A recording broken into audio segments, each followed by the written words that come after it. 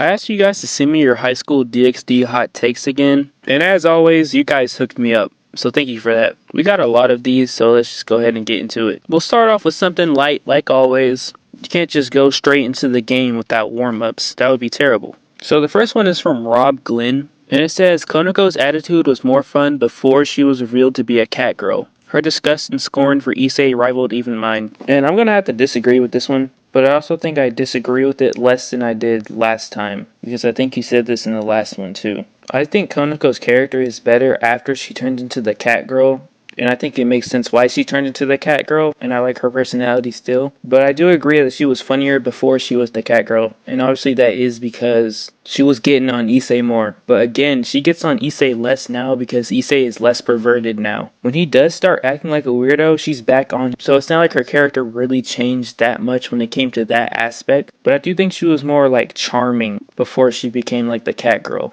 And I think in general she was more funny when she wasn't in the catgirl form. But still, I'll disagree because I don't think she's really changed that much. She just kind of opened up more. That's really all that's different. The next one is from Alpha Unit, and it says, Issei is one of the best anime protagonists. And I'm definitely going to have to disagree with this one. I don't think Issei is a bad protagonist at all, but I don't think he's great either. I think he could use a little bit more of something to make him stick out from all the other anime protagonists. I don't know, he's missing something to make him more interesting. Obviously, he has his perversion, but his perversion can kind of be annoying to some people and a turnoff. And none of his goals and motivations are really super deep, so I definitely wouldn't call him like a great protagonist or anything. I think he's a good protagonist. I like the way he's evolved over time. I like how he's matured in the series. He definitely has some stuff going for him, but you got some really good protagonists out there. Characters like Lelouch from Code Geass, Guts from Berserk, Light Yagami from Death Note. So I'll disagree with that one. Not because I hate Issei, just because there's just too many good characters for me to say he's the best or one of the best. But he is one of my favorites. The next one is from Nakruma's FNF Weeb Universe. Sorry, I probably said that name wrong. But it says, High School DxD has one of the best dubs out there. And obviously I agree with this one. I've made 3 videos on it. I really think the dub just elevates it to that next level. Because like I said in the dub video, they do a great job of making the script more entertaining while also not ruining the serious moments. And I just think the dub has the perfect level of comedy to seriousness. I think the sub goes a little bit heavy on the seriousness, and the dub is just too entertaining to not like. So I definitely agree with that one. The next one is from Brawl Time, and it's not a hot take, but it says top 10 scenes in High School DxD, or top 10 by their chest size. The first one will end up being a video, not necessarily a top 10, just the best scenes in the anime. And the second one, I don't think I could even post that if I wanted to. The next one is from Randomizer, and it says top 5 best OSTs in all of anime. And I agree with this one. This might be biased, but I think High School DxD actually has my favorite OST in all of anime. It's really the only one that I'll ever go back and listen to, or I'll have stuck in my head. It's the only anime that can do that to me. I mean, you got some real bangers here. You got the Rias OST, the Juggernaut Drive OST, the Holy Sword Experiment OST. There are some bangers in here. I think the only OST to get stuck in my head that wasn't High School DxD was the one from Yu Yu Hakusho. Here, I'll try to give an example right here. Bear with me. It goes like bow, bow, bow, bow.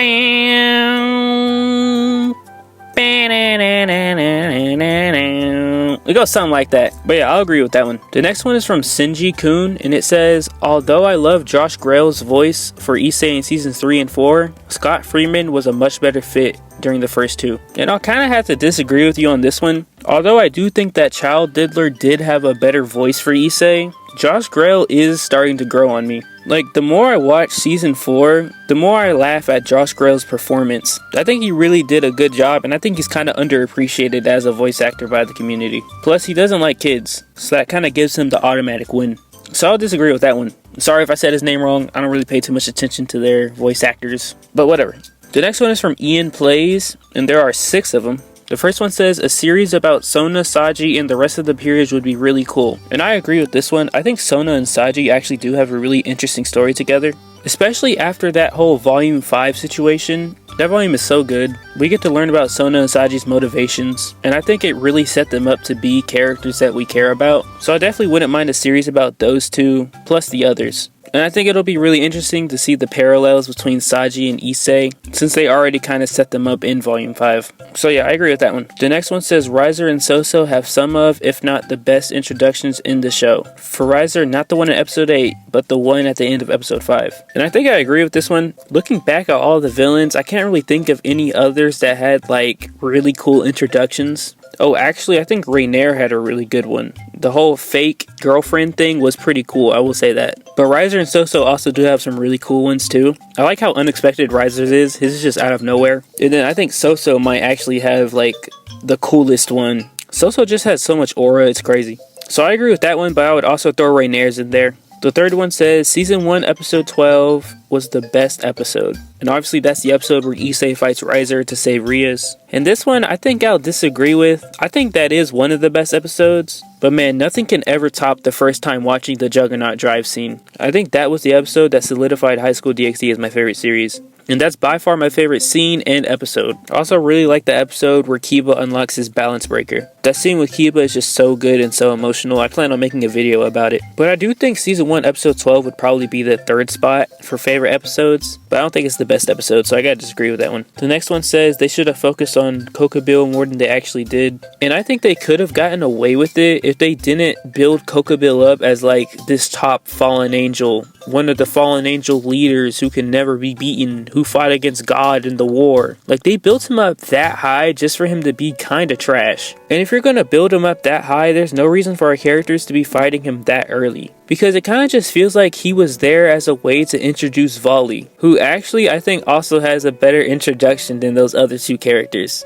So I'm gonna have to retract what I said about the second hot take that said Riser and Soso had the best introductions. I think it's Rainier and Vali. So I gotta disagree with that other one. But this one I do agree with. Yes, I do think that they should have focused more on Kokobil, or they should have done something. He just feels like such a generic villain. And then the next one says Ravel, Irida, and Rasuisa have no reason to like Issei. And I think I've actually talked about all three of these characters on separate occasions. But obviously the one that bothers me the most is Rasuisa, because I think that one's so forced, trying to act like she's actually 19 years old when she clearly shouldn't be. She's a whole teacher at this dude's school. Ravel, I don't know why Ravel likes him. She just kind of starts liking him because he threatens her, and I guess she found that cool. And then Irina, I think, should like Issei. I think it makes sense for her to like Issei, but I'm just never a big fan of the whole childhood friend thing. And I especially don't like this one because this one kind of comes out of nowhere. When we first see Irina, she doesn't really seem to like Issei. She likes him as a friend, but she doesn't ever seem to be romantically interested in him.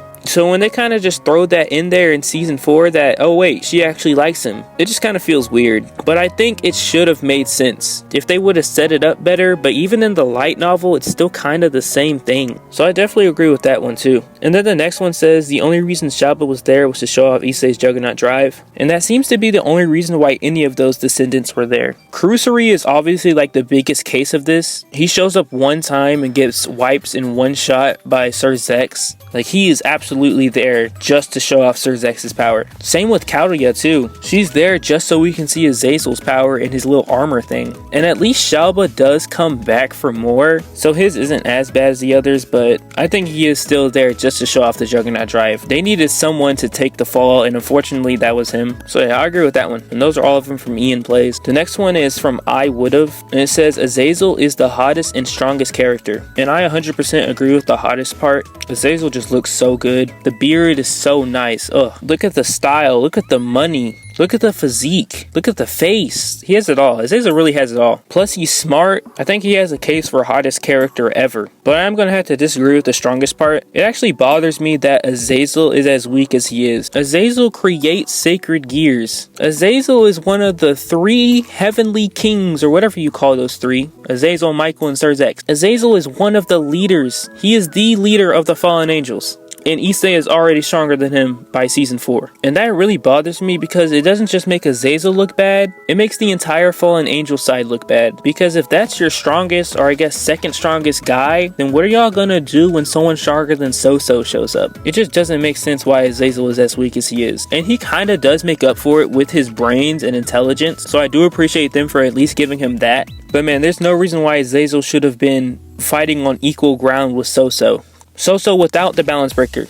The next one is from CTR Ratboy, and it says the sub is unwatchable at some points. And I'll have to disagree with this one. I know it does seem like I'm a sub hater or a High School DxD sub hater, but I actually do like the sub. Or at least from the clips I've seen, I do like the sub. I haven't actually watched the sub in full, but I don't think it's that bad. I just think the dub outshines it with its comedy. The sub still has really good voice acting, and it still does have funny moments in it. I just think it needs a little bit more of the comedic dialogue in it. The next one is from Mr. Kato or Mr. Kato, and it says Vali should have been an angel, so the story could have explored their side more. It would have also given them a better reason to fight, even if they become friends in the end. And this one I'll disagree with. I think the whole reveal of Vali being a devil or a half devil is so good and so underrated. That's like actually one of the most shocking reveals, but it's kind of overlooked. I mean, the whole point of sacred gears are that humans use them. That's kind of the whole point of them. So the fact that a half devil can use one is just kind of crazy. So I just kind of like that reveal way too much,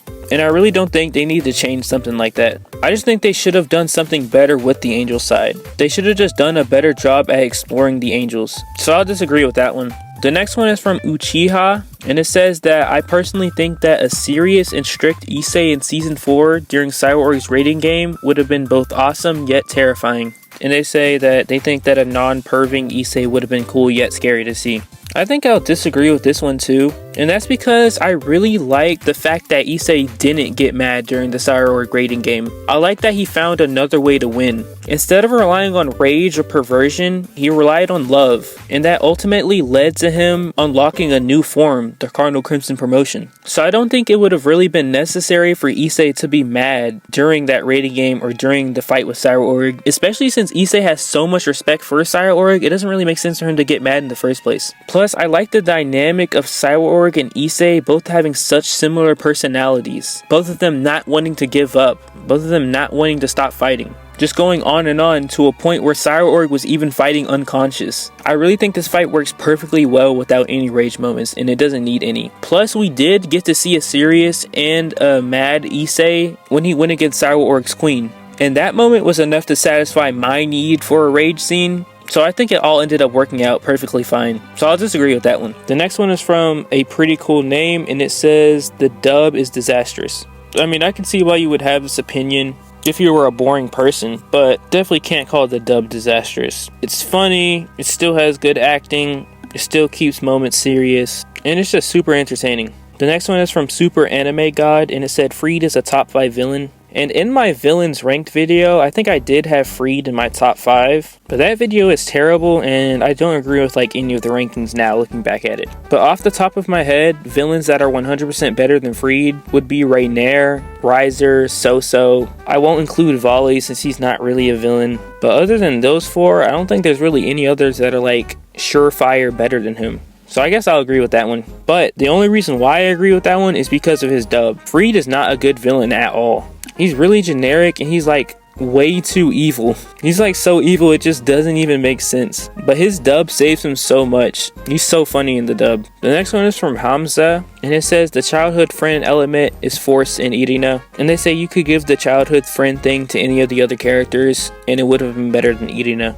And I'll agree if the childhood friend is forced with Irina. I talked about it earlier. But I just don't think it makes sense why she came home, didn't see Issei in a romantic way at all, joined his school, still wasn't seeing him in a romantic way, but then later all of a sudden it's like, oh, that's my childhood friend, I love this dude. So I do think that is forced. I think they could have gone a different route with Irina. They could have just done it like Zenobia, where Issei does something for her to make her like him. Or she just sees how good of a person Issei is and then she just starts liking him. It could have been that simple. Or if they wanted to do the childhood friend thing, they could have actually just told us that Irina liked him in the first place. So I do agree with that part, but I don't agree with the part that says you could give it to any other character and it would have been better, because that kind of makes it sound like it's Irina's fault. But it doesn't really matter who it is in that situation. That wouldn't have made sense no matter the character. But overall, I'll still agree with that one. The next one is from Mr. Rocks, and it says, I think High School DxD should get a 28 episode remake of seasons 3/4 rather than a season 5 just because of how much got cut out.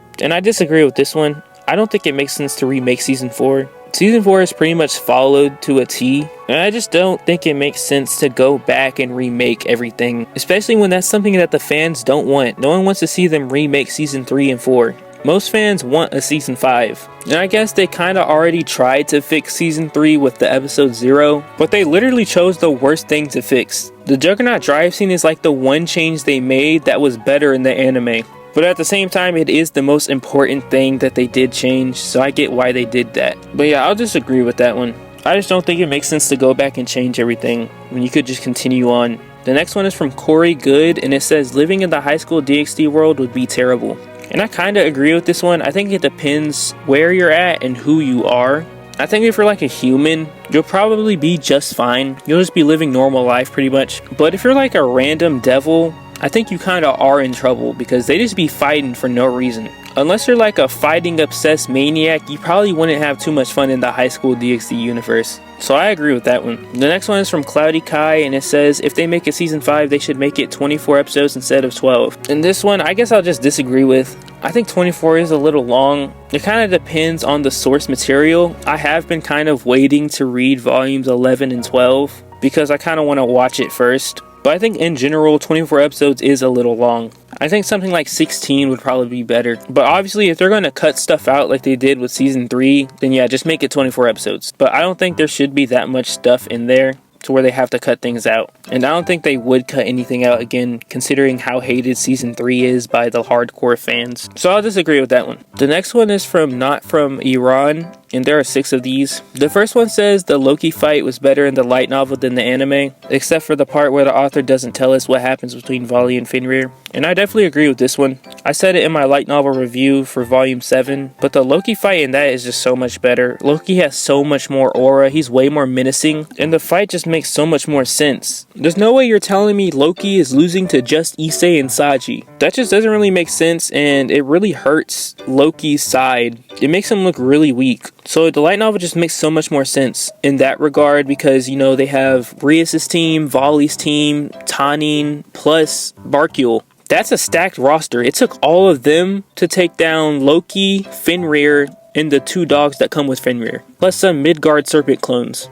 And I also really like that instead of Saji just catching Loki, Akano and Barkul come together to stun Loki. I like that moment a lot more. So yeah, I agree with that one. The next one says, I remember some website stating that Chain Soldier is the next high school DxD, but in my opinion, it isn't even close. And I can't really speak on this one because I've never seen Chain Soldier, so I just won't say anything about this one. The next one says, I'm bored of watching swords getting all the praise in these anime. It doesn't even show knives or machetes. Swords are overrated. And I do think swords are kind of overplayed. I wouldn't really call them overrated, but I will say they're overplayed. I do think we need to introduce more weapons into these series. That's why I like so much using a spear. I think it looks so much cooler than just like the usual normal sword. Same thing with Saji. I like that he uses a line. Like these characters have different types of things that they use, but I'll agree with that one. The next one says, I would really like it if they used the real life firearm models, but with magically infused rounds. And I'll agree with this one. I think that would be really cool actually. I don't know why that isn't done more. I mean, I guess it is starting to become more popular with shows like Irregular at Magic High School and like Black Bullet, I guess. And even something like Psycho Pass. Those are like the only ones I can think of off the top of my head. And some of those don't even have the magic rounds, but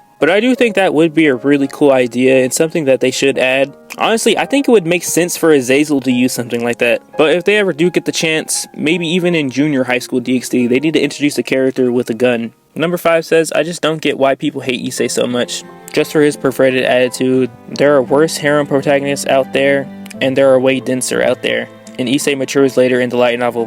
And this one I'll kind of agree with, but I definitely understand why people don't like Issei. I mean, perversion just isn't something that's very likable in general. Like in real life, if you see a pervert, you won't like them. Like think about it. If you knew a kid who was going around sneaking in girls' locker rooms just to watch them change, would you want to be friends with them? I definitely wouldn't. I wouldn't want anything to do with him. So I definitely get why they don't like Issei. And his perversion is so hard to ignore that it does become really annoying at some points. So I definitely understand why people don't like him or why people don't want him as their main character. So I guess I'll actually disagree with that one. And then the last one here says, I know it would have been better if Roswisa ended up with Azazel, but Issei x Roswisa does still make sense later in the light novel, but Issei x Ravel makes no sense. And I definitely get that. I mean, I'll actually even agree with this one, honestly. Speaking of Roswisa specifically, I do think it does work. I think you can pass it off as, oh, she's a 19-year-old and all that. I don't think it's like crazy that she ended up with Issei. It's just you had an opportunity to do something different and you just went with the usual. But I still agree with it because I do think it does make sense that Roswisa is with Issei. It's kind of like the same thing with Irina, where it's a good idea and it makes sense, but they just set it up wrong. Those are all the ones I'm going to do right now since this video ended up being an hour long. So I'm going to come back next week and I'll record the part 2. So if yours wasn't in this video, it'll be in the next one. I just got so many that I just couldn't fit it all into one video. But thank you all for sending hot takes.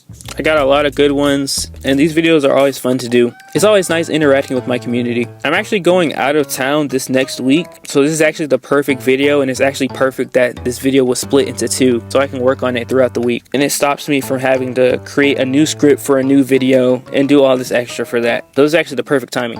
Okay, well, this is future me here. And yeah, none of this ended up happening. I didn't get any work done during that little week right there. But I'm back now, so I can actually get back to work. So yeah, part 2 will be out next week, so you can look forward to that. But I'm gonna get out of here. If you enjoyed the video, please like, subscribe, and thanks for watching.